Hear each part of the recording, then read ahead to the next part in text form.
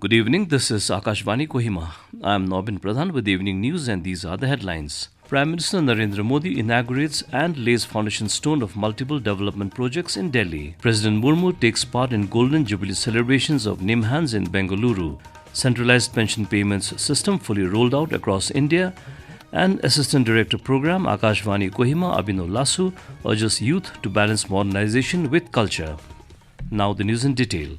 Prime Minister Narendra Modi today inaugurated and laid the foundation stone of multiple development projects in Delhi. He inaugurated around 1,700 newly constructed flats for dwellers of JJ clusters and handed over keys to eligible beneficiaries in Ashok Vihar. Mr. Modi also interacted with beneficiaries and inspected the newly allotted flats. The project is aimed at providing residents of the JJ clusters with a better and healthier living environment equipped with proper amenities and facilities. Prime Minister Modi also inaugurated two urban redevelopment projects, the World Trade Center at Nauroji Nagar and the General Pool Residential Accommodation Type 2 quarters at Sarojini Nagar. Speaking on the occasion, Mr. Modi said the development works launched today reflect the government's unwavering commitment to nurturing future generations by empowering them with knowledge, innovation and opportunities. साल 2025 भारत के विकास के लिए अनेक नई संभावना लेकर आ रहा है। दुनिया की तीसरी बड़ी आर्थिक ताकत बनने की तरफ हमारी यात्रा इस वर्ष और तेज होने वाली है। आज भारत दुनिया में राजनीतिक और आर्थिक स्थिरता का प्रतीक बना है। ये वर्ष विश्व में भारत की अंतर्राष्ट्रीय छवि को और सशक्त करने का वर्ष होगा। The Prime Minister also inaugurated the Central Board of Secondary Education's integrated office complex at Dwarka and laid foundation stones of several projects including in Delhi University. President Draupadi Murmu took part in the Golden Jubilee celebrations of the National Institute of Mental Health and Neurosciences NIMHANS in Bengaluru today.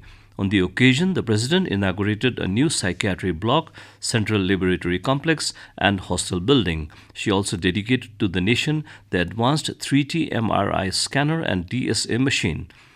Addressing the gathering, the President lauded NIMHANS for their dedicated service towards the noble cause of mental health and neurosciences. Focus on mental health promotions will become even more important in the years ahead. Women can add a unique perspective in mental health care, in caregiving as well as in research. Employees Provident Fund Organization EPFO's Centralized Pension Payments System is now fully operationalized across the country. Pension worth about 1,570 crore rupees was disbursed to more than 68 lakh pensioners pertaining to all 122 pension disbursing regional offices of EPFO for December last. Labour and Employment Minister Dr. Mansukh Mandaviya said this modern system will ensure that pensioners can access their pensions from any bank anywhere in the country swiftly and hassle-free. Mr. Mandaviya said that it will eliminate the need for physical verification visits and simplify the pension disbursement process. Assistant Director Program Akashvani Kohima Abino Lasuh has encouraged young people to balance modernization with their cultural heritage. Addressing the 56th Tetsame Youth Society Day today, Ms. Lasuh emphasized the importance of being rooted in culture, stating that one cannot move forward without preserving our traditions. She also urged the youth to embody qualities like hard work, sincerity and discipline to achieve their goals. Ms. Lasuh further called on the youth to strive to be an asset rather than a liability to their family and society.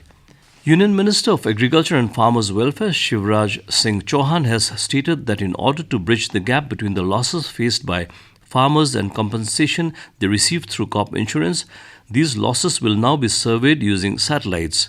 Addressing a gathering of farmers at Nashik in Maharashtra today, Mr. Chauhan suggested that if farmers choose to sell their produce in other states, the transportation costs should be shared equally between the central and state governments. The minister further assured that the central government is highly sensitive to issues faced by farmers, stressing that agriculture is the backbone of the country's economy. This is Akashvani Kohima giving you the news. For quick news update, follow us on our X handles AIR News Alerts and AIR_Kohima. You can also listen to this news bulletin on News On Air app and YouTube channel AIR News Kohima. Back, you're listening to the evening news. Union Minister Ashwini Vaishnav launched several projects for Assam from Guwahati today. The Union Minister flagged off 3 trains: Guwahati New Lakhimpur Jan Shatabdi Express, New Bongaigaon Guwahati Passenger Train, and Tinsukia Naharlagun Express, and dedicated a road over bridge. He also virtually launched a 10 kilowatt FM transmitter of Akashvani Kohima and the National Institute of Electronics and Information Technology in Guwahati. Speaking on the occasion, Mr. Vaishnav said Prime Minister Narendra Modi turned the Look East policy into Act East policy for the redevelopment of the Northeast, and now investments are pouring into the region. North east का मतलब एक नया है। अब north east है new engine, देश को चलाने वाला, देश को आगे बढ़ाने वाला नया इंजन है नॉर्थ ईस्ट। आप सब देखते हैं मोदी जी ने लुक ईस्ट पॉलिसी को बदला एक्ट ईस्ट में, और एक्ट ईस्ट के कारण बहुत बड़ा इन्वेस्टमेंट नॉर्थ ईस्ट के लिए आया। मैं पूरे अष्टलक्ष्मी स्टेट्स का अगर कहूं तो जहां 2013-14 में 24,000 करोड़ रुपीस का बजट था, 2024-25 में 5 गुना बढ़ के 1,25,000 करोड़ का अष्टलक्ष्मी स्टेट्स के लिए बजट है। Former Union Home Secretary Ajay Kumar Bhalla was sworn in as the governor of Manipur today at a ceremony in Raj Bhavan at Imphal. The oath was administered by Chief Justice of Manipur High Court D. Krishna Kumar. Mr. Bhalla succeeds Lakshman Prasad Acharya, who has been serving as the governor in charge since July 2024. Chief Minister N. Biren Singh, Speaker Thokchom Satyabrata, Cabinet Ministers, MLAs and officials attended the swearing-in ceremony. The central government today launched the revamped portal BankNet for the e-auction of properties. The platform consolidates information on e-auction properties from all public sector banks and offers a one-stop destination for buyers and investors to discover a wide range of assets. Launching the portal, Secretary of Department of Financial Services M. Nagaraju emphasized that the introduction of the platform will aid recovery process and improve balance sheets of banks and enhance credit availability to businesses and individuals.